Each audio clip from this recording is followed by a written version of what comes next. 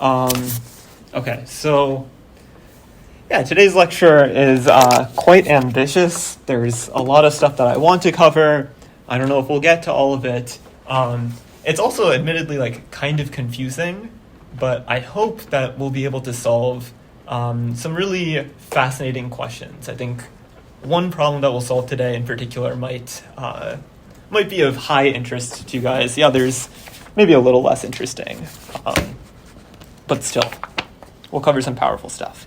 Okay, so as always, logistics first.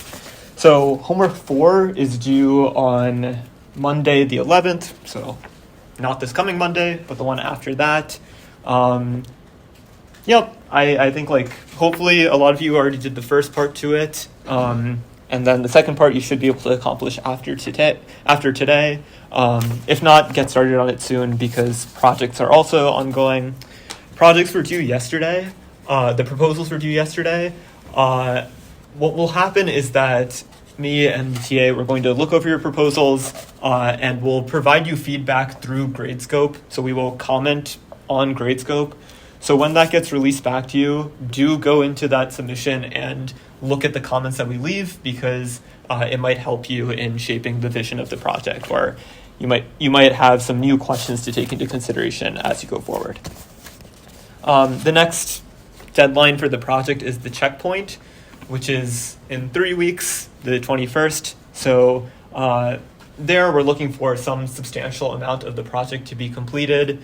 Of course, I would wait till you get feedback from us, which should hopefully be this weekend, and then start implementing stuff. And of course, if you have questions or you'd like to change some things, that's perfectly okay. Just let us know first so we can guide you in the right direction. Questions on homework or the project? Anything regarding that?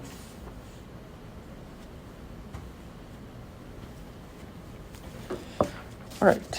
So last week we started talking about constraint programming, and this was this step out of the world of mixed integer programming into something a little bit more broad, a little bit more general, specifying general constraints to problems. And we saw a lot of different really cool problems like the Uber problem and some other ones.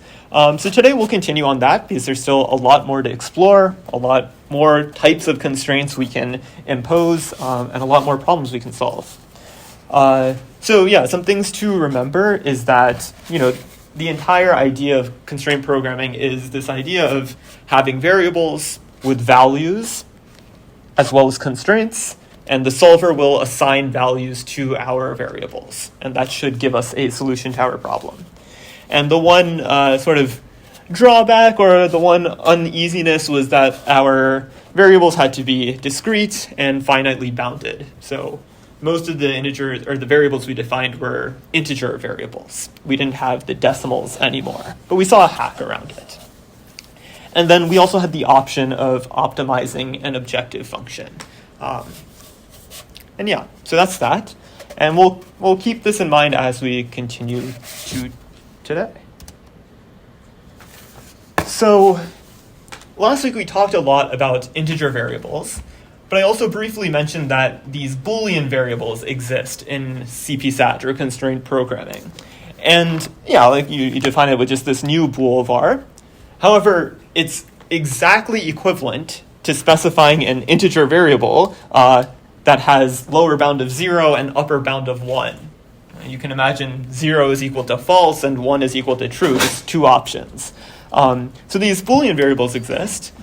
And this is actually what we're going to give a lot of attention to today. It seems kind of unimportant that these variables with just two values exist. But you might remember that a couple weeks ago, we solved some problems where we included indicators into things. You can think about the piecewise function that we optimized, where we required indicators to tell us when something happened or not. Well, if we choose to implement indicators, this would be a really good variable to choose for an indicator, because it's just 0, 1. So yeah, Boolean variables exist, and we have a lot of associated methods with them. So first, you might want to negate a variable. You can do that with just dot not, or add some constraints related to Boolean variables. Maybe you want to take a logical OR between a bunch of variables. You can do that, just specify the list. Or a logical AND between a bunch of variables. You can do that, specify a list. Implication is also pretty nice to have. I mean, in this case, it's just, B1 implies B2, and, you can use a truth table to instead express it as a logical OR. But, all of these are available to you, and we'll see how we might choose to incorporate some of these into some problems. Okay, yeah. If you just encode a SAT formula using this, does that solve that a lot worse than an optimized SAT solver? Use these to specify the SAT constraints. I guess it'll obviously depend on how you encode things, but I don't think it'll be too bad because our constraint solver solves SAT. It takes your problem, converts it to an instance of SAT, and then solves that. So if you encode it well and its translation is not too hard, then I imagine it should be okay. Other questions? Okay, let's see our first interesting problem of the day. So we're going to look at something called magic sequences. So this is a sequence of numbers where SI is equivalent to the number of occurrences of I in the sequence. And this took me ages to make sure I understood what this all meant, and I still don't know if I can explain things correctly, so we'll make sure we have a good understanding of what this means. So where's the other pointer? Here it is. Yeah. Okay, so the value that occurs in our sequence, say S1, if it's equal to the number 3, then that means out of all of these numbers that compose the sequence, the number 1 must appear 3 times. Or with a proper example, this would be a magic sequence of length 5, where n is equal to 4. And this is saying S0 is equal to 2 because I need to have 2 occurrences of the number 0, which I find here and here. S1 is equal to 1 because I need to find 1 occurrence of the number 1, which is right here. S2 is equal to 2 because I need to find 2 occurrences of the number 2, here. S3 is 0 because there is 0 occurrences of 3. S4 is 0 because 0 occurrences of 4. I'll give a moment for it to settle in your head because this is the most confusing thing in the world to me. Yeah. That's the only possible magic sequence of length 5.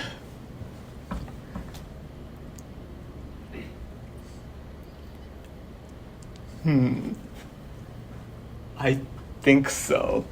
I don't know off the top of my head, but I'm deducing yes.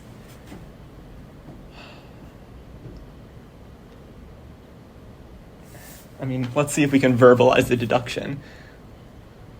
S3 and S4 should probably be 0, because if S3 is 1, then we need a 3 somewhere else, and then we would need 3 occurrences of that number elsewhere, and we only have 3 spots, and that wouldn't work. So these two should probably be 0. Can S2 be equal to 1? If there's 2 there, 1. Okay. My instinct says yes, this is the only one.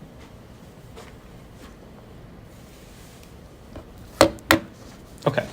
Does the problem make sense? And you can say no because that's what I told myself for the first few hours of learning this problem.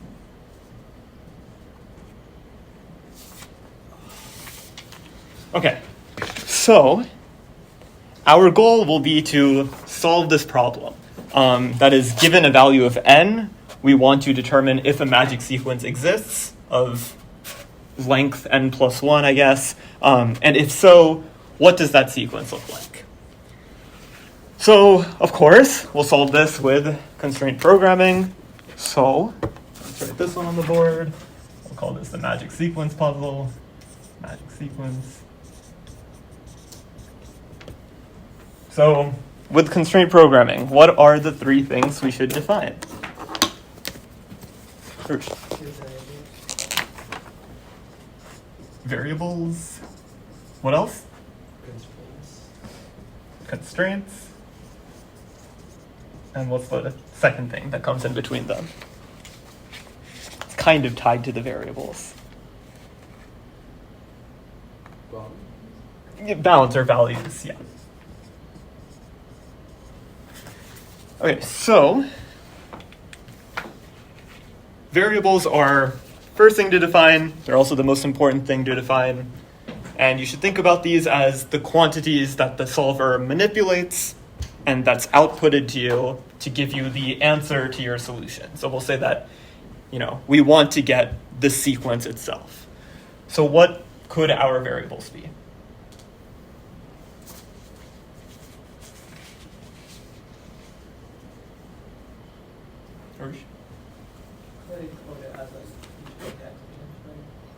Yeah, or like, we'll just say we'll have a variable for each, let's just say SI.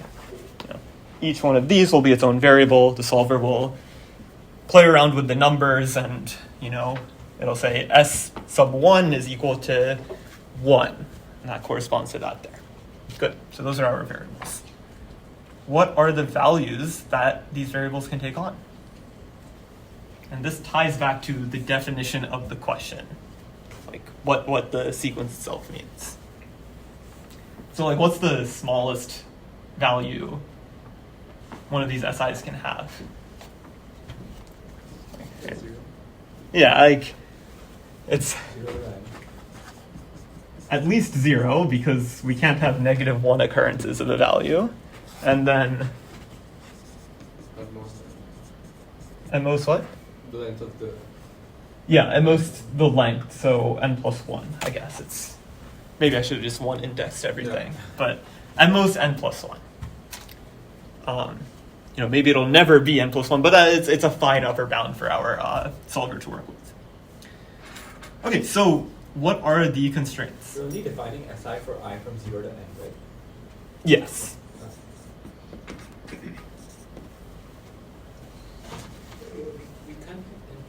Yeah. But no, only if, no, you can't have n+1, but that's okay. You can't. Like, I don't think... Yeah, it's not possible. Yeah, it's not possible. Yeah, it's not possible at all. Yes, correct. No, I think it's possible if all of the things are just n+1, n+1, n+1. Yeah, it is impossible for it to be n+1, but let's just keep it at n+1 because we know it's a safe upper bound. Our solver, if we specify the constraints correctly, it'll know to never assign something to n+1, because if it does, then it would give us the wrong answer. So we just need to specify. It slower, like not tightening your bounds. I mean, I don't even know if it's we could put n squared or something, yeah. But this is a good enough upper bound. It's it's quite tight. Good. Okay. Constraints. What are the constraints of this problem? What are we aiming to accomplish?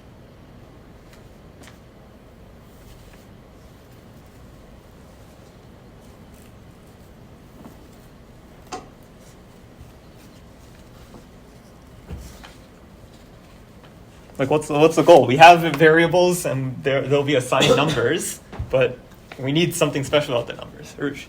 And I guess one constraint that you can code is that the sum of each of the SIs must be equal to n+1.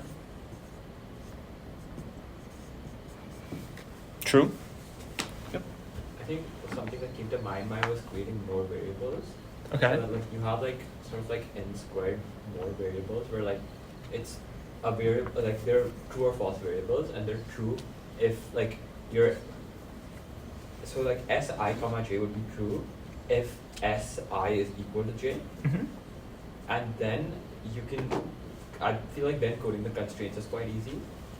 Yeah. So we'll get to that in just a moment, actually. So before we get to that, what constraint must our solver know to be true for our problem? Like we still need the definition of the problem, what we're looking for to occur in a magic The sequence. count of I is equal to SI. Yeah, like I'm just gonna erase this concept. We need SI to be equal to J, where J is the number of occurrences of I. Like, it sounds silly because we're just saying what the problem is, but that is the constraint that we're working with. Okay. Now it's about actually like encoding all of this. So I mean, these first two things we can do pretty easily. Just new int variable 0 to n plus 1. We'll code it up in just a minute.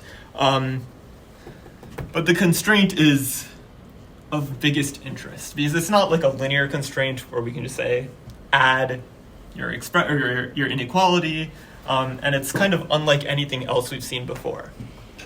So, yeah. Yeah, I think with the solution that like I proposed, Mhm. the like where j is the number of occurrences of I just becomes very simple because you're summing all of like, for example, your s of I will be equal to all of the sums of sj comma I, where the I being fixed. So like s1 comma I, s2 comma I, s3 comma I, all the way up to sn comma I, Mhm. and that's basically all the ones in there mean that like a particular value was j. Yeah. So that's why it like adds up. Yeah. The value is I for here. Yeah, so I guess like the inspiration of all of this is that as humans, if we count, I see 1, 2 2s, then that tells me I should write the number 2 in S2 if I was trying to like create this sequence myself. So the way we can tell our solver that is that if we see 2 copies of the number 2, then set S2 equal to 2. So, like, I guess in words. Wait, I'm again a bit confused. Like, are we given the entire sequence in the beginning? Or No. No. You're just given n. Yeah. Try and construct a So how will you like count it before actually knowing what it is? So that's given to the solver. We're saying that you have n of these variables, or n plus 1 of these variables, with these numbers. You figure out a way to move around the numbers in each spot such that it, Got it. like this constraint will Yeah. hold. That like if we see j occurrences of the number I, then set si equal to j.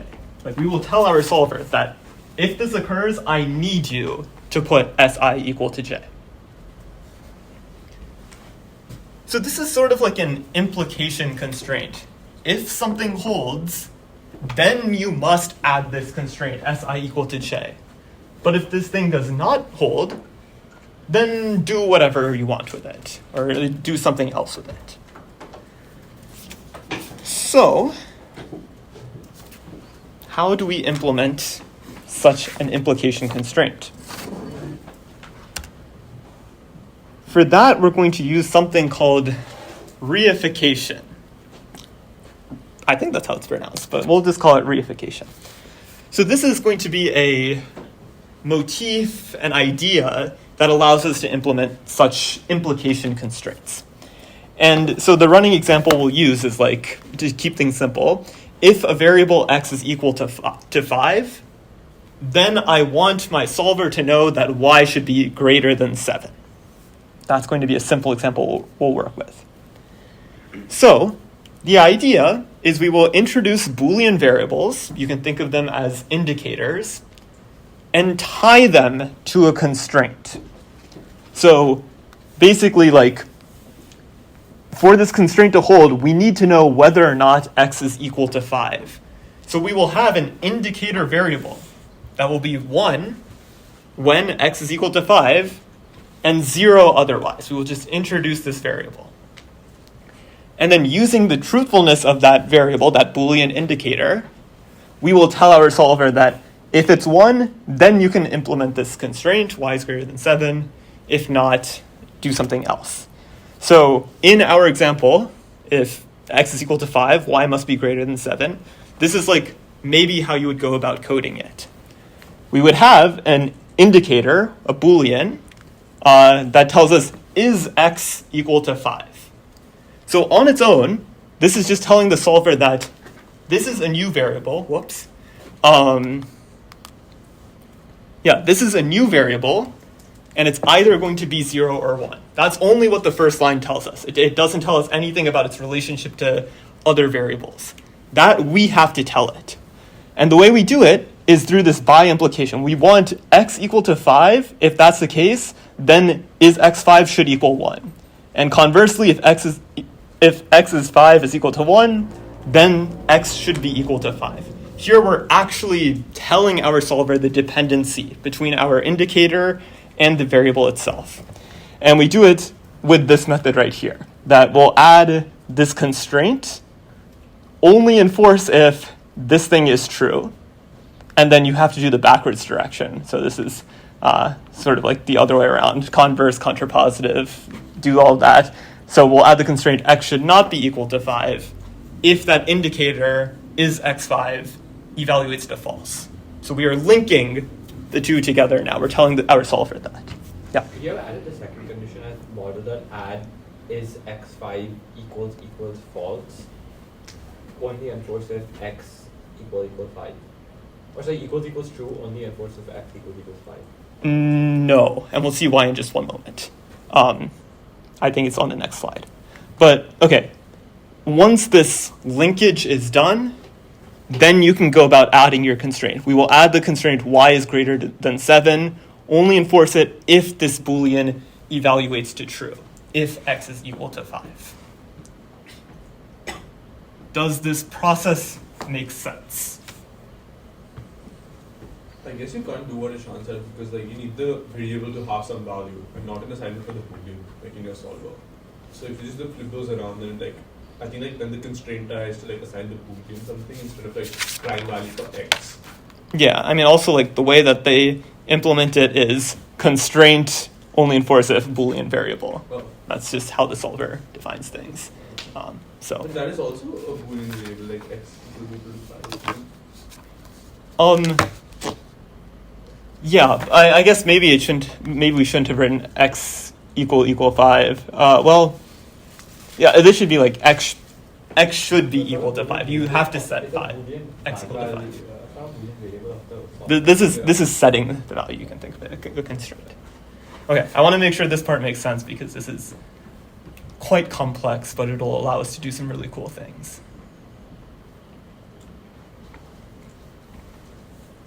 Okay, if not, then yeah, so like the annoying thing is for whatever reason, they don't have that by implication all in one method, so you have to do it twice, only one direction it allows for. So we saw it like, if like x equal to 5, or what is it here? Yeah, add x equal to 5 if the thing is true, x not equal to 5 if it's not equal to true. It's a little bit annoying. And then there's this other thing that like the constraint has to fall into one of these categories. I wouldn't worry too much about this because 99% of the time when you use this, it'll be fine. Your constraint will match this form.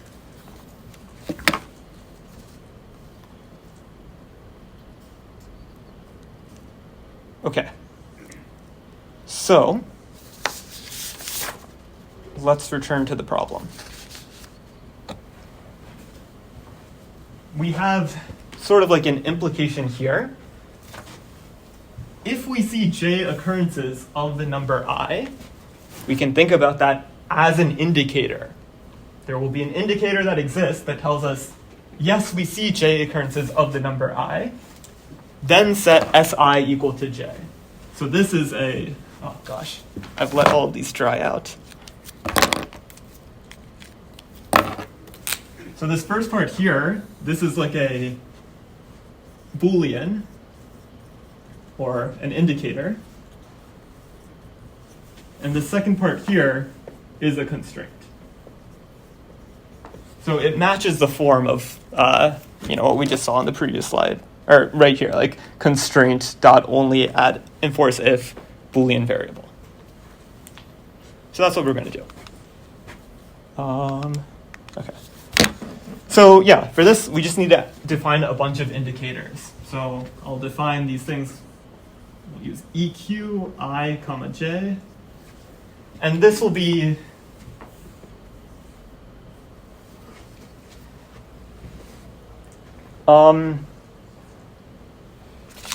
let me just write it out and then we'll code it up.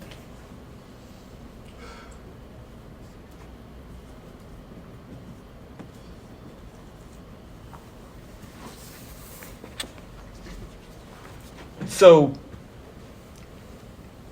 we'll define these indicators as follows. That this will be 1 if Si equals J and 0 elsewise. And it seems kind of circular in our logic because if we use this within here, then we'll set Si equal to J. And yes, that's kind of true. It's just when it comes down to implementation, we'll see how it all ties together. So in fact, let's just code it up and I'll try to explain things as I go. So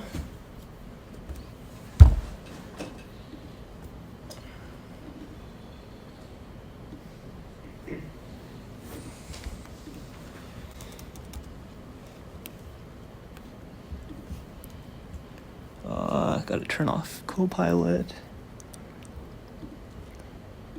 Okay, so let's see. Did that. Did this.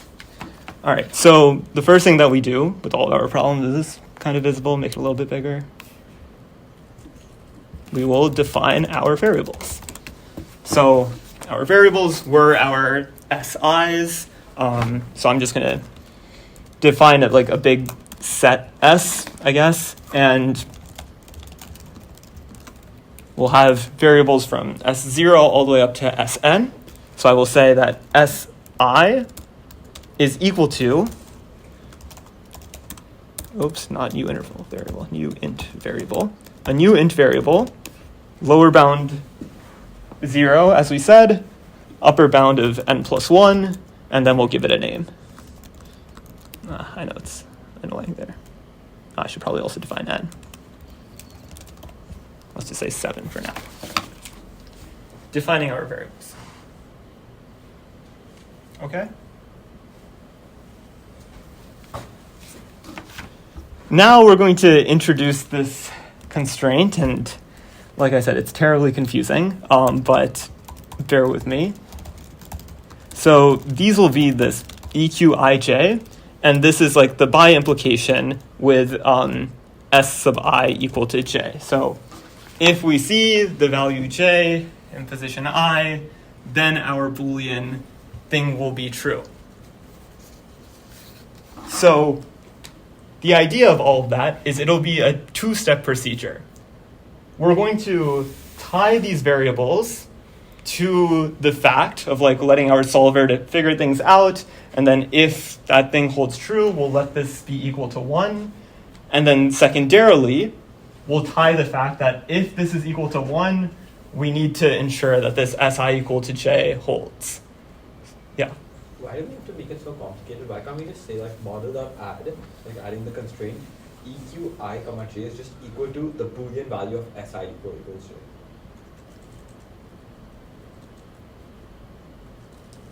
Equal to the Boolean value of Si equal to J. Which equals to basically Si equals Yeah, I'm thinking. Because I feel like we did something similar like this for the last homework. Yeah. That worked. Yeah, I'll have to think about that. I'll let you know. It might work. Okay. Let me just code it up. I think the second example we'll do today will make a lot more sense. In fact, let me just show you the code for this because typing it up is pretty annoying.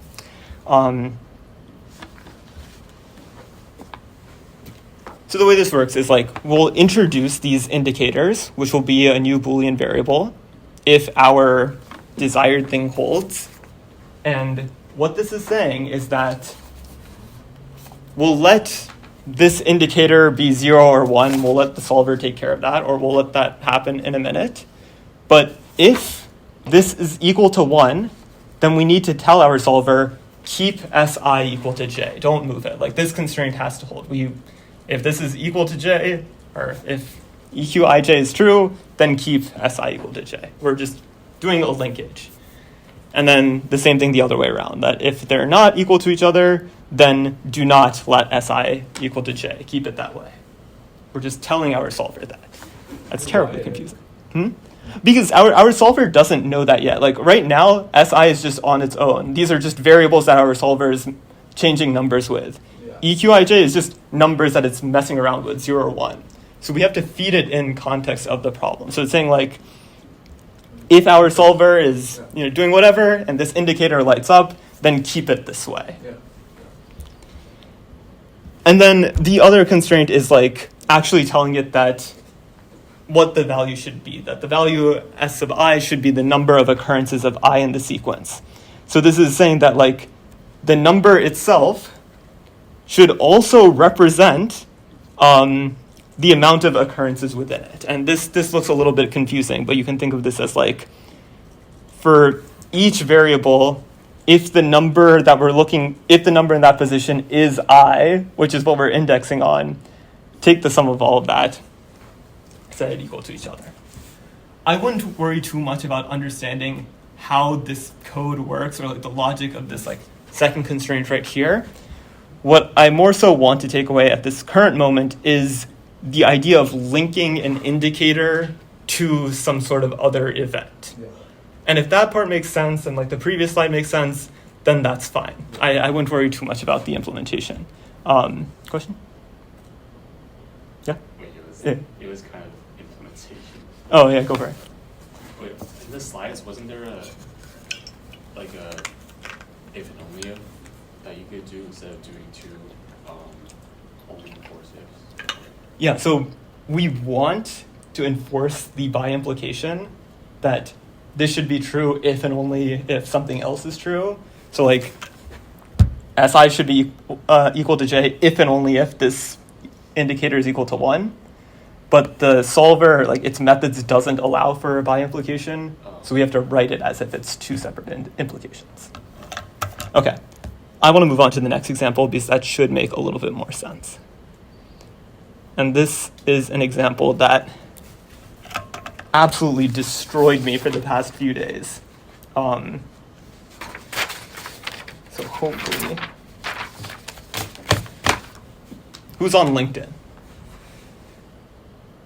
Everyone? Who's seen the games that exist on LinkedIn? Some people? I think I have. I don't think More games. Okay, so this is the magic sequence. We're going to look at the Queen's puzzle on LinkedIn. Very popular. It's a lot of fun. This is the puzzle from today. And ideally, within the next couple dozen minutes, we'll solve this question using constraint programming.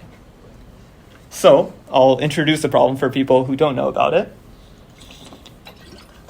You're presented with an n by n board. It might look like this. This was today's puzzle. And we have to place n queens on the board. Queens are just pieces. But there are a couple of rules or constraints, if you will, that you have to abide by. So first thing is that no two queens can be placed on the same row or the same column. You also can't have two queens that touch diagonally. So what this means is that they can be on the same diagonal. Like I could have one in the top left and bottom right, and that's on the same diagonal. It's just that you can't have them adjacent diagonally. Additionally, within these colored regions, you can't have two or more queens within them, or equivalently exactly one queen per colored region. Those are the rules. So as an example, if I place a queen in this green square, which I have to do because that's the only part of the region, I can't place a queen anywhere where there's x's because that would be in the same column, the same row, or diagonally touching it. All right, so this sounds like it's a constraint program. Maybe we can write a constraint program to solve it, and we will. So let's do it. step one will be to define your variables. And as I've been saying, these are the quantities that change. They're what the solver is playing around with, and whatever the solver returns to us should give us some good indication of what the solution looks like. So, give me a second. We're now on the Queen's puzzle.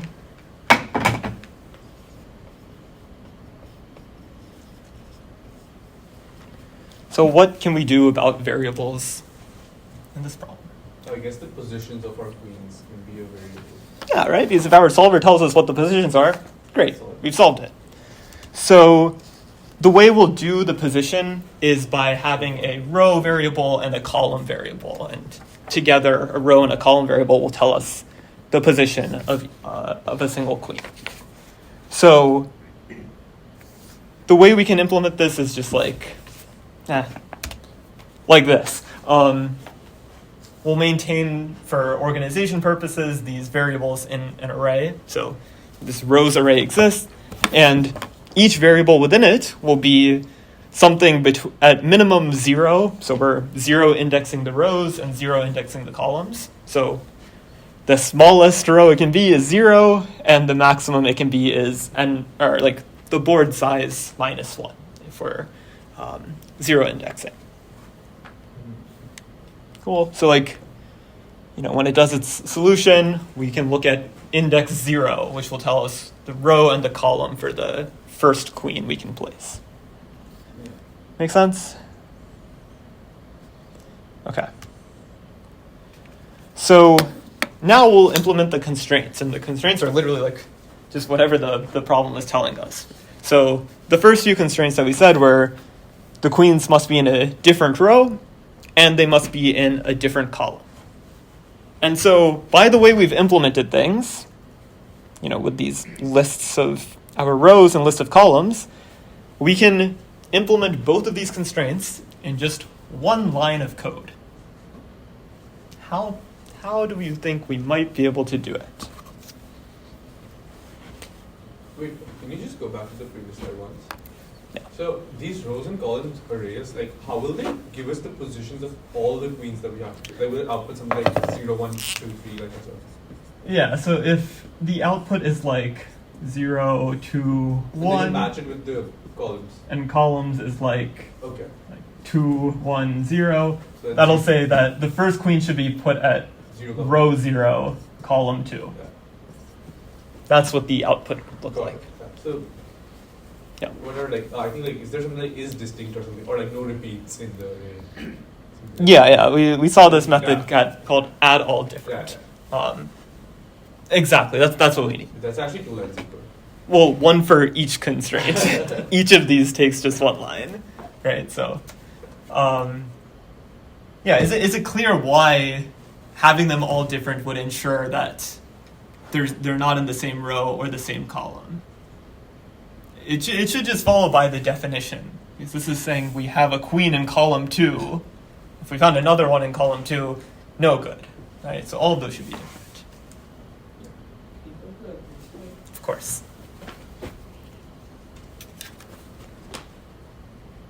Good.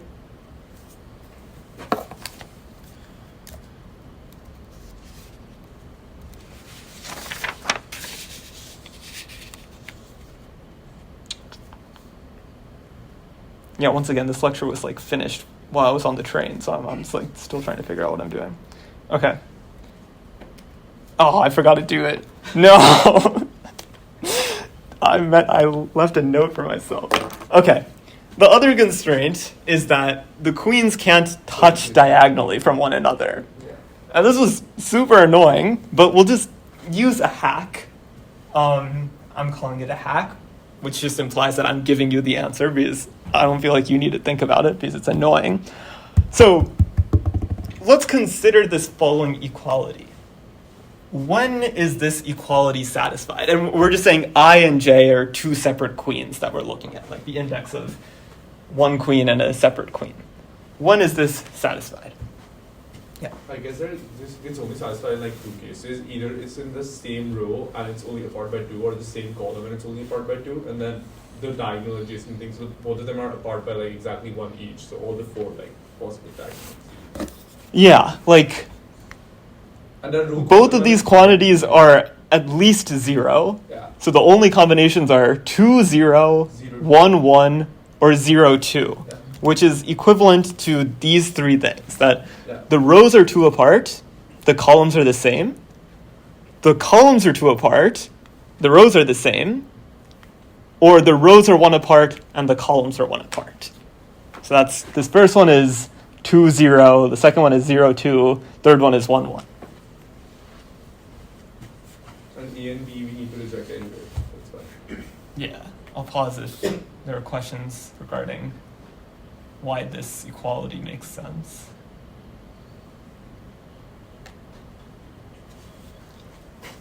Okay, if not, then yeah, like the first 2 conditions we can ignore. Because if we already have constraints saying that our queens have to be in different rows, and they have to be in different columns, and we've included those constraints, then this equality won't be satisfied under the first 2 things, because those just won't happen. Our constraints have enforced that not to happen. So that means this equality will only hold if the rows differ by 1 and the columns differ by 1. And that is exactly when they are adjacent diagonally.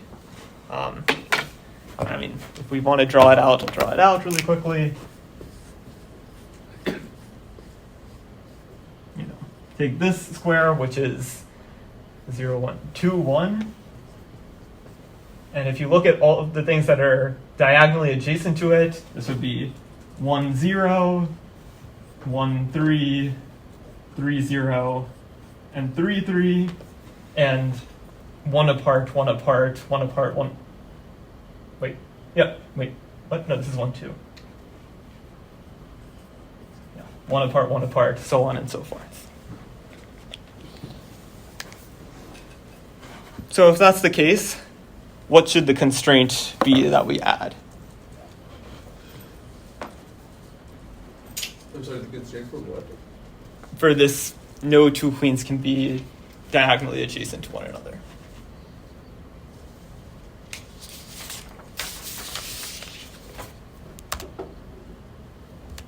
That's just the inequality version of it. Because if it's equal, then they're touching, so the inequality version of it. So this is how it's done. And yeah, the way that our CP-SAT solver works is a little bit finicky. Sometimes you have to build up expressions on your own. So like you might be tempted to use the Python like built-in absolute value function and just specify it in one line here, like absolute value of some quantity.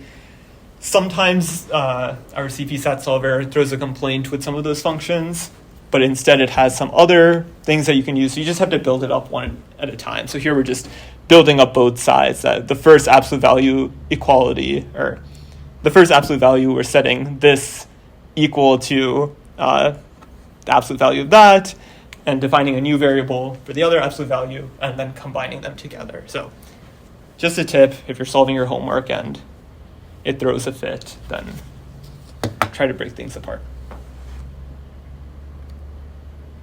Okay.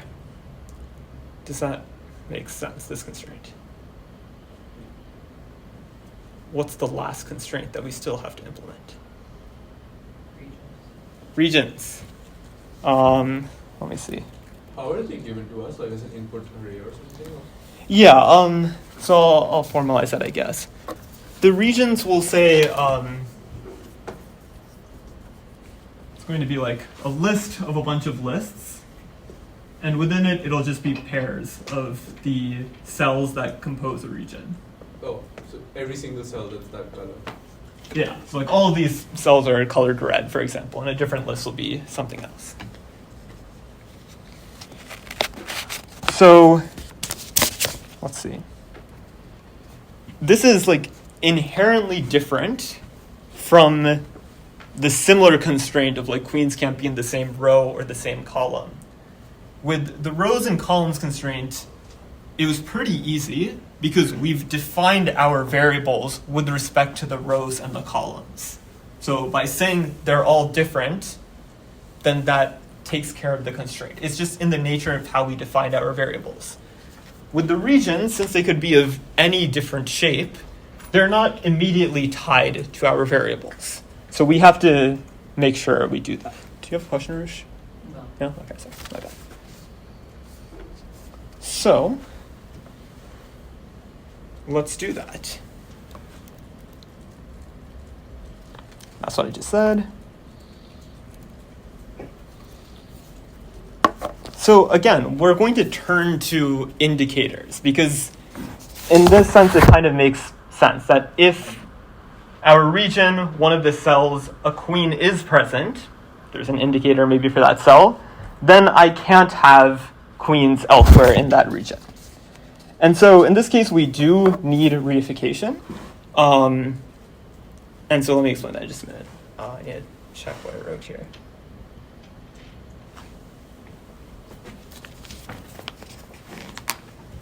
So what we're going to do is we're going to have an indicator for each cell of a region. Maybe we'll call this indicator 0, we'll call this indicator 1, and so on and so forth. This is indicator Q, for example. And if the indicator is equal to 1, that'll say that we have put a queen on that cell. And if it's equal to 0, then that queen does not have, or that cell does not have a queen on it. So one thing that we need to ensure happens is that once we have done that linkage between telling our solver that if a queen is on this cell, then set I sub 0 equal to 1, and so on and so forth. Once we have done that linkage and our solver knows that, it must also know that the sum of these variables, these indicators, should be equal to what? What must that sum equal?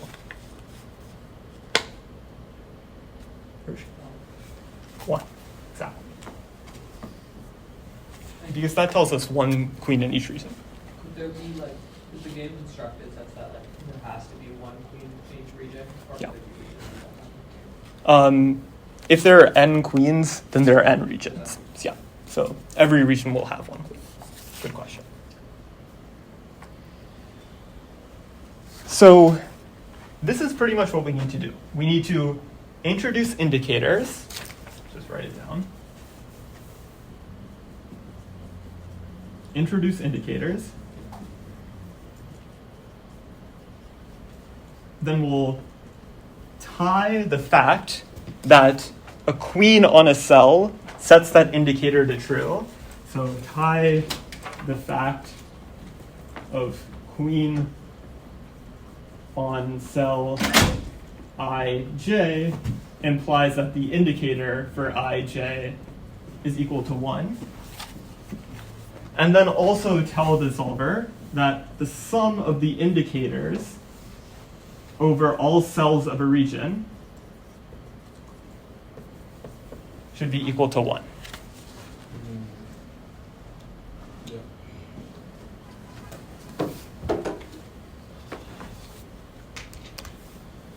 So, is reification necessary? Yes.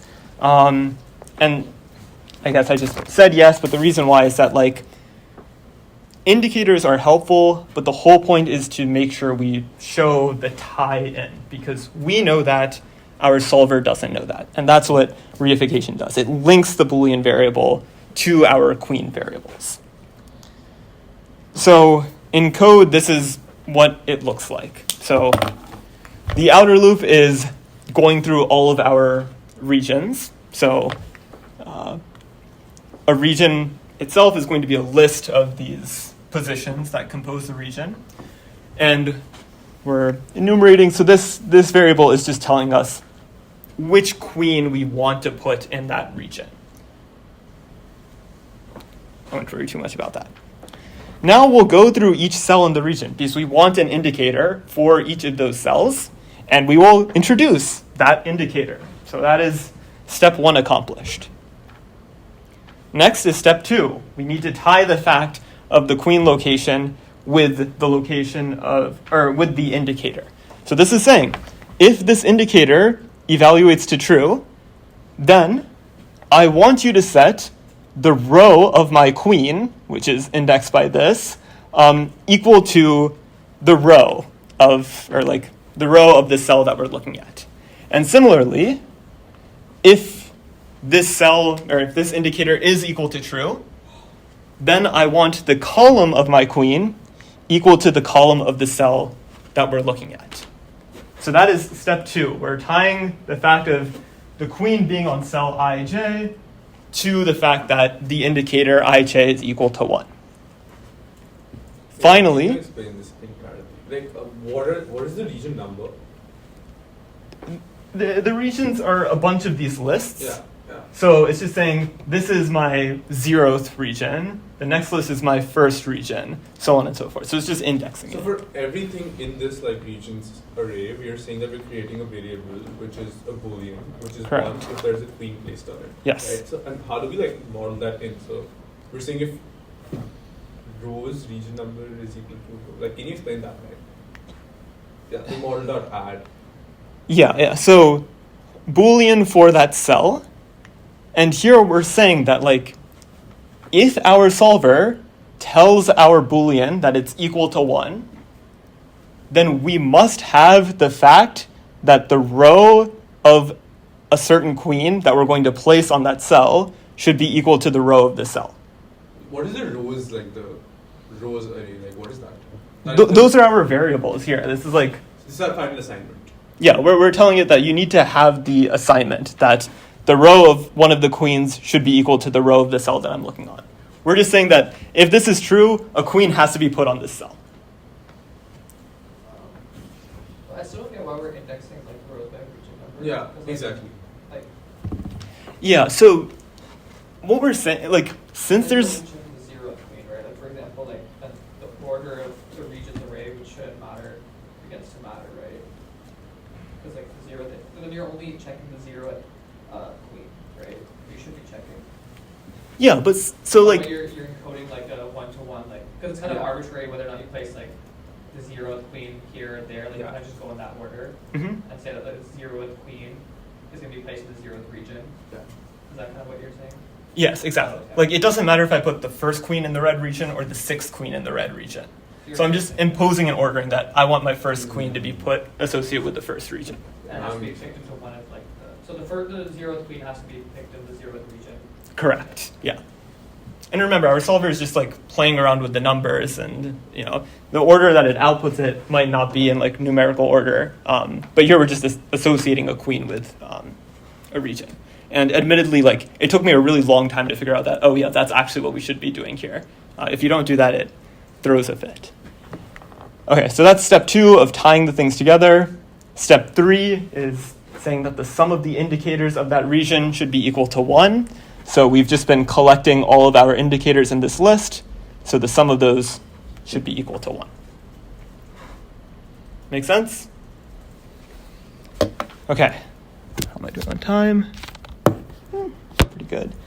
We will not code this up because I just showed it to you. Instead, we'll just run it. So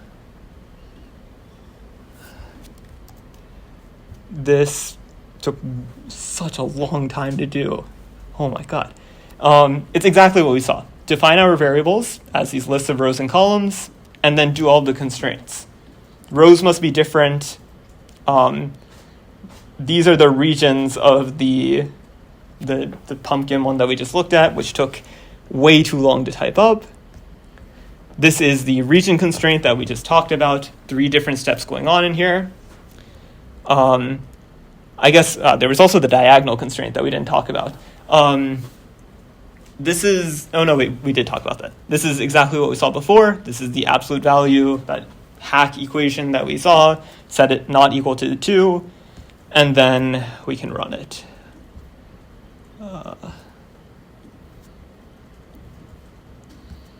So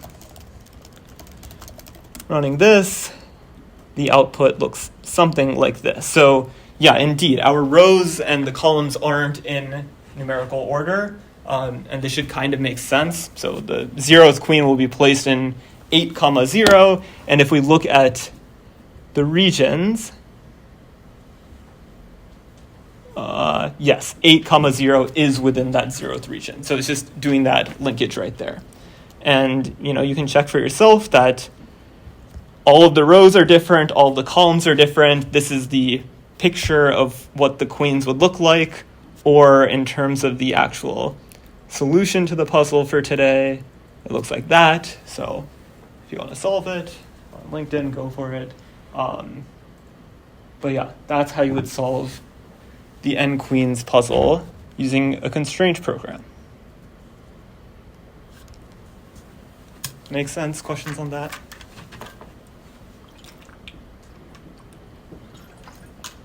Good.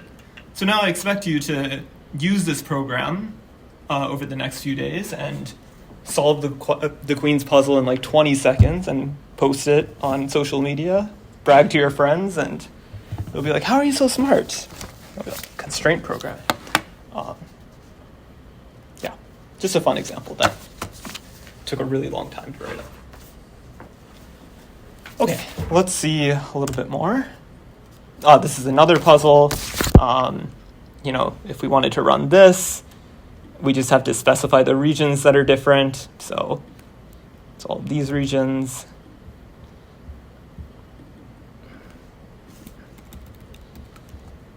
I'll just change the board size to 9. And then if we rerun this, it'll give us a different solution to a different puzzle. Again, everything is held true. The rows are different, the columns are different, et cetera, et cetera. And if you place all of the queens in the places that it tells you, you get something that looks like this. That's also the solution there.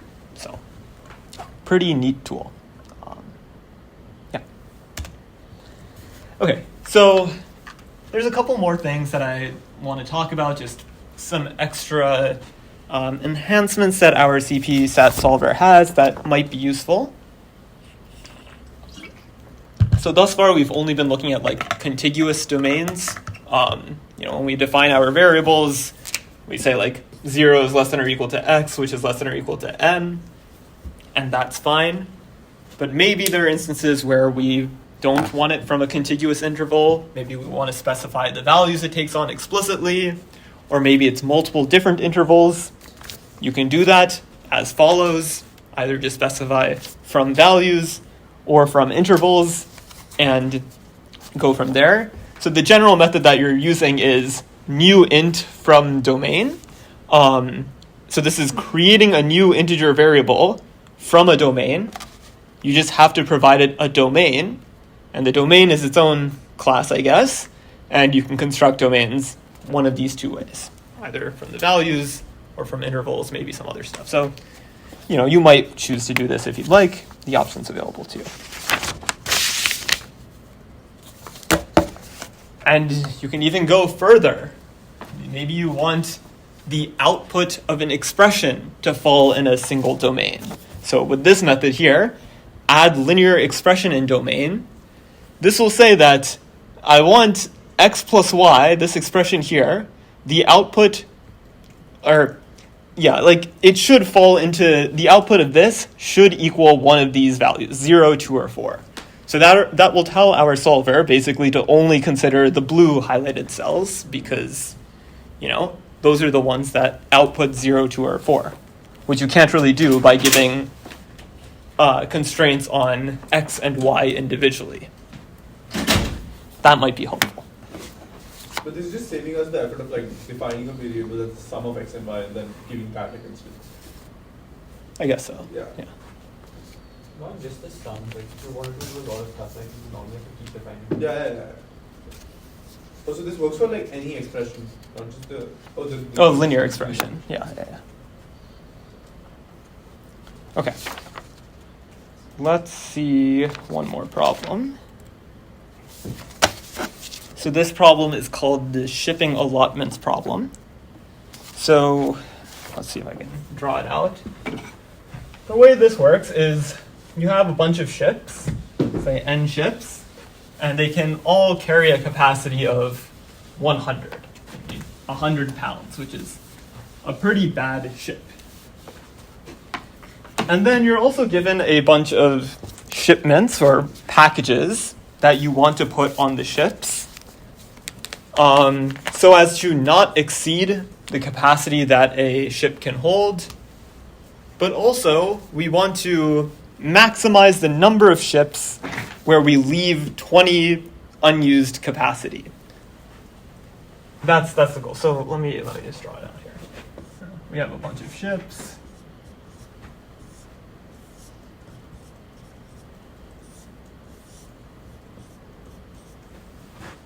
That just looks like a happy face. A little nose, maybe a little tongue, or a jack-o'-lantern.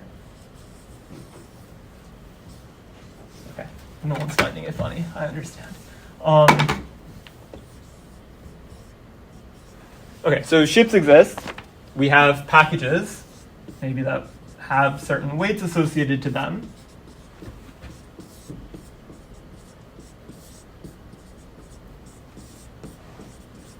Each of the ships can hold 100 pounds, let's say. And we need to figure out how we want to assign the packages to our ships so as to not exceed the capacity. So for example, we can't have these 3 packages on the same ship because that would go over 100 pounds. But we also want to, maximize the amount of ships that have available space, 20 pounds of available space. So a first attempt at this problem might be a greedy approach. And obviously, since we're talking about constraint programming, greedy is not going to work. But just to show you why it doesn't work, so our potential algorithm might look something like this. We will take a package and put it on the ship with most available space.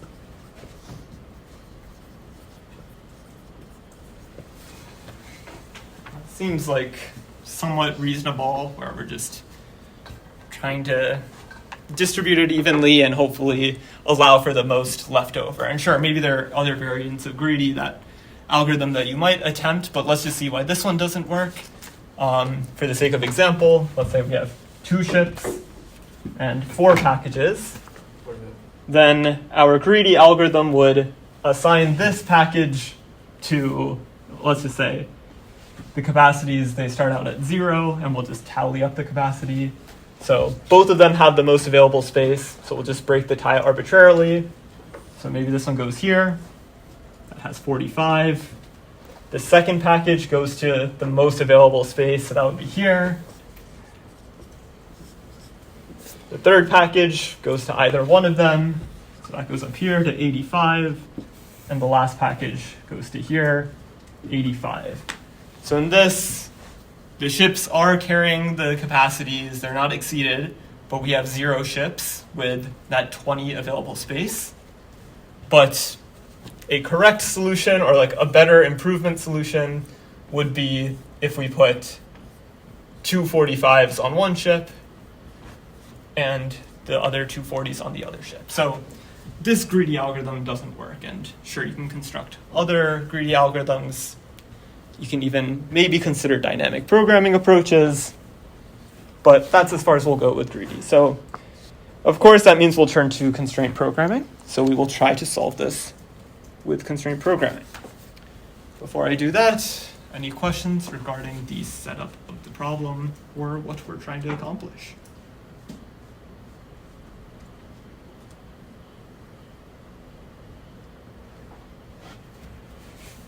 Okay, then let's just formalize the problem a little bit better.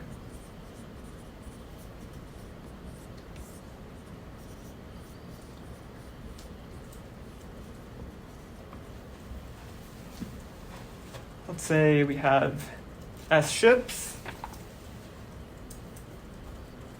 each with capacity 100, and we want to maximize the number of ships with 20 free capacity. And as input, we'll be given a list of pairs that will be of this form, W comma C. And W will denote the weight of a package, and the C will indicate the count of the package. So here we have two packages of size 45, so as input this would have appeared as 45, comma 2, and then 40, comma 2. So that's just formalizing what the input will look like. Okay, so yeah, we're maximizing the number of ships with 20 free capacity. So, we won't write that out immediately, but this seems like the type of thing where some sort of indicator would be helpful, that as our solver is playing around with how it's assigning these packages to ships, indicators will exist telling us whether or not a ship has 20 free capacity or not. 0 or 1 will change depending on what the solver is doing. But together, summing those indicators up should give us the amount of ships that have 20 free capacity. So in the back of our mind, we'll use indicators. And actually, let's not keep it in the back of our mind. Let's put it in the front of our mind by just writing it out.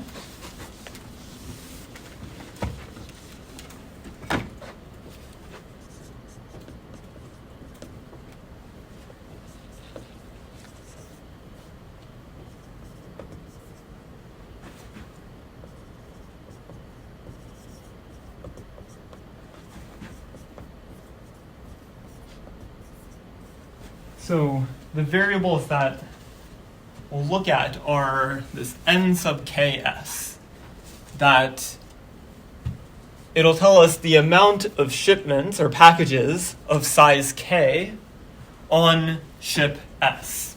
So to figure out all of the packages on ship S, we would just change this variable k, go through all of the different package weights available to us, and sum those all up together. That'll tell us the total number of packages on our ship. But for now, we'll just drill down a little bit further and have a variable for the number of shipments for a particular size on a ship K.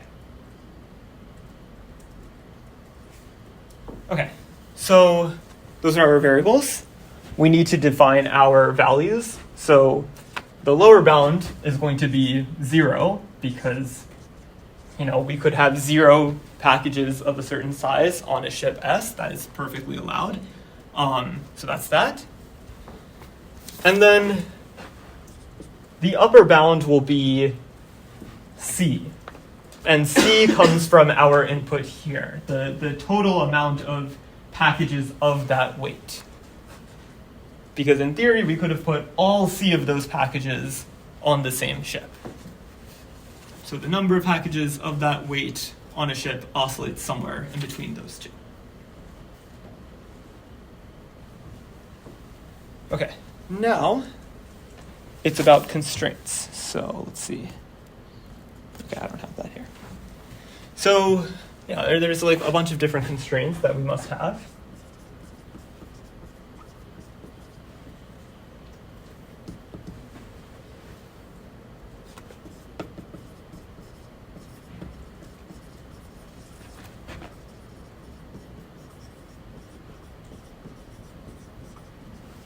So the first kind of not so obvious constraint that we take for granted is that each package must be on one ship. So it can't be on multiple ships, and it can't be on 0 ships. So what we can do is that I'm going to pull up the code and I'll just walk along or talk alongside of it.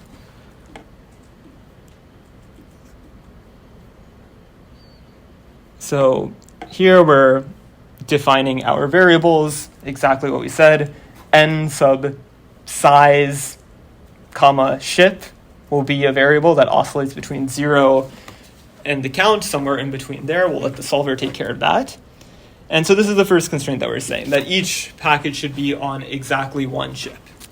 And the way this works is that we'll go through all of the shipments, so all of the different weight, comma, count pairs that exist, and we'll say that across all of the ships, looking at the package of weight W or size S, the total amount across all ships should be equal to the count specified in the beginning.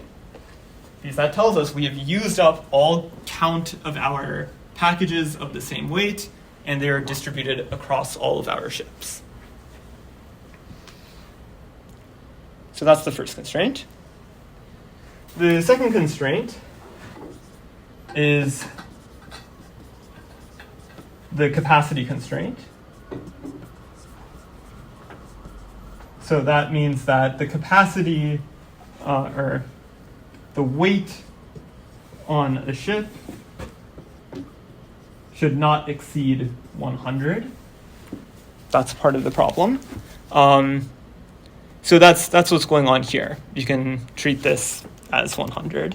So what's going on here is that, again, we go across all of the ships, and for a single ship, we need to make sure that the weight of the packages across it is less than or equal to 100. So across all of these size count things that occur in our shipments list, we'll take the product of the weight and the count that exists on the ship. That tells us the total weight of that package.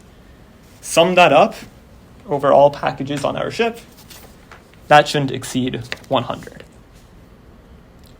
And lastly, we need to maximize the number of ships that have 20 free capacity. And the way we do this is, as I hinted at, with indicators.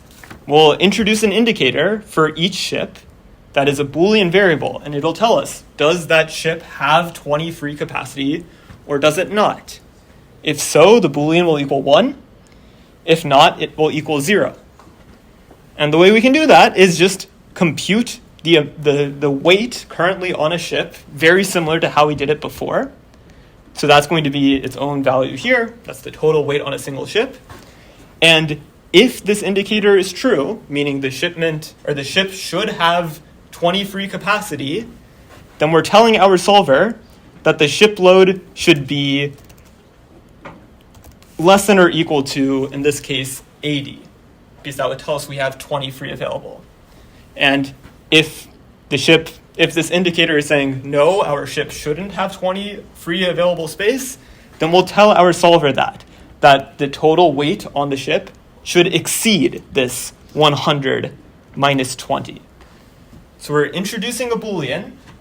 We are linking it with the variables that already exist that tells the solver the relationship between the indicator and the desirable. And of course, our objective is to maximize the number of ships with the free space, and we're just keeping it all in a set. And so if we run this is what the input looks like. So we have 6 of size 20, 6 packages of size 15, et cetera, et cetera.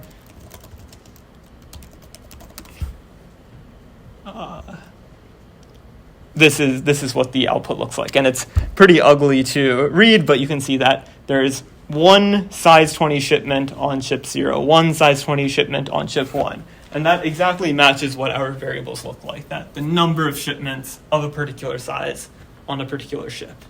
You can add it all together. I guess this doesn't print out how many ships had the free space, but you can compute that pretty easily. So that's that example. I'll pause for questions.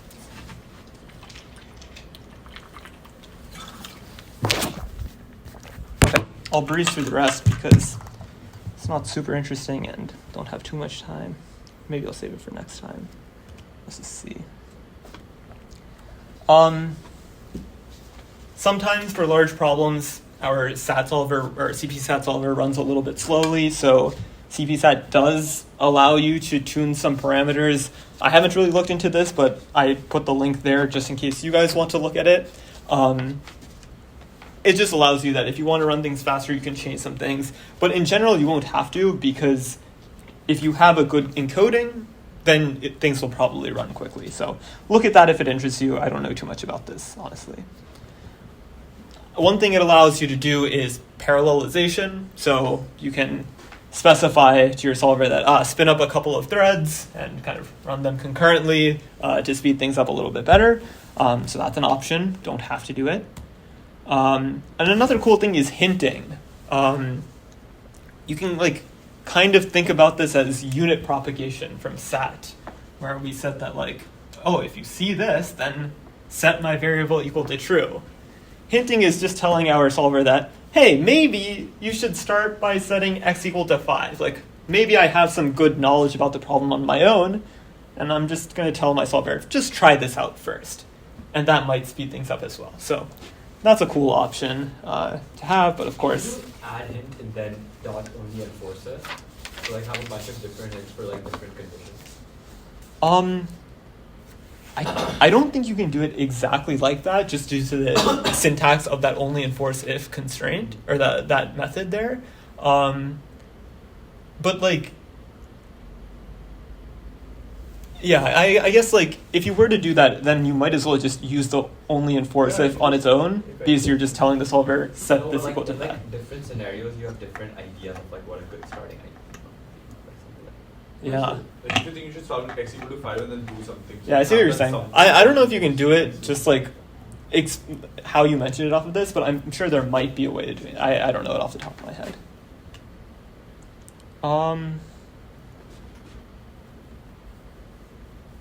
I'll save the rest of this for next time because... Actually, no, I want to cover it quickly. Don't worry too much about this. I don't even want to cover it. This is just more talking about optimization if you are curious about that. This is just saying that if you're trying to find an optimal solution, you can, and it takes too long, you can interrupt your solver and it might print you a feasible solution. So something that doesn't necessarily match all of the constraints. And many times we just want a solution that's good enough, so that feasible solution might be helpful to you. That's what those slides are saying. This is the last thing I want to talk about. So another thing you can do is introduce something called soft constraints. So whereas thus far all of the constraints we've specified have been what we call hard constraints, that our solver has to satisfy these constraints, soft constraints are things that we would like to hold, but they can be violated. And if you do violate my constraint, you will incur some sort of penalty. So you can think back to the guest lecture that we had where we specified the constraints that we want, that no 3 away games, and that has penalty 500 associated with it. This is a very similar thing. We can specify soft constraints with an associated penalty. Now, of course, there's a very interesting question of how do you find the balance between finding the optimal solution to an objective function and minimizing your penalty. That's what the next few slides cover. I won't cover them now. If you want to read over them, you can do that on your own time. But basically, it's just saying you can minimize your penalty first and then minimize your objective, and that tends to work. So you can read over this if you'd like, but it's just something cool to think about, that you can add soft constraints, but it adds a new challenge of minimizing 2 things at the same time. Okay, so you can read through this if you want. This is just comparing mixed signature programming and CP-SAT. But I think by now, hopefully you're kind of seeing the similarities between the 2 things. CP-SAT has the ability to solve mixed signature programming. We saw that last week. But not necessarily the other way around. And CP-SAT has some good flexibility to it. So we're just taking another step out from our world of constraint programming, trying to solve more different types of problems. Any questions on any of that? If not, all of these three things. Happy Halloween, happy Diwali if you celebrate it, and don't forget to vote. Tuesday is election day. Yeah, that's about it. If nothing else, keep working on your homework and your projects. And yeah, don't forget to look for feedback when we return that to you. Otherwise, I will see you next week.